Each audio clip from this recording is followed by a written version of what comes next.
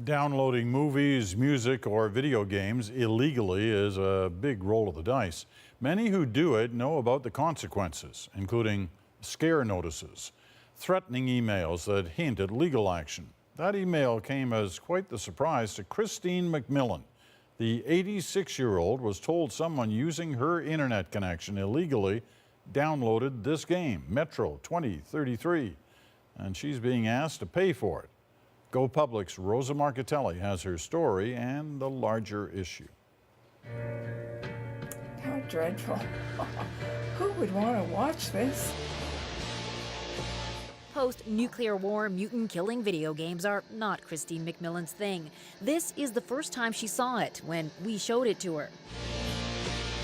You know, anyone who lived through the Second World War or any of the wars, I mean, this would have no appeal as an entertainment, let me tell you.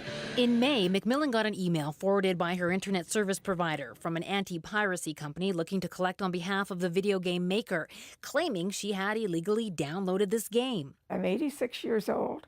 No one has access to my computer but me. Why would I download a war game? I just find that it is quite shocking that somebody can threaten you over the internet and tell you that you have to click on and make a payment, but they don't tell you how much the payment is. But if you don't do it, you're going to have to be liable for a fine of up to $5,000. It's all perfectly legal under changes to a federal law introduced last year.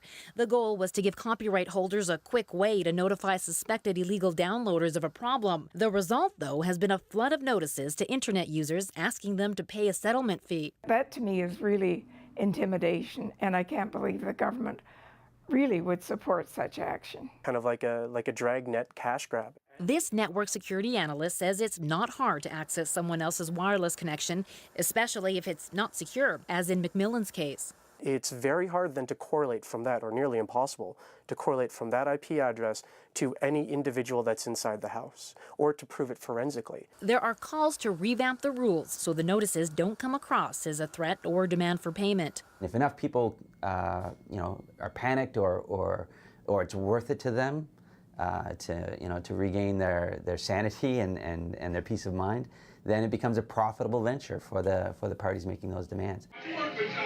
Christine McMillan says she's going to ignore the emails and hope the problem goes away. I'm not too worried about that. The government department responsible says Canadians who do get one of these notices are under no obligation to contact the company looking for settlement, and there is no legal obligation to pay. However, the threat of court action still exists. A formal review of Canada's entire Copyright Act is expected next year. Rosa Marchitelli, CBC News, Calgary.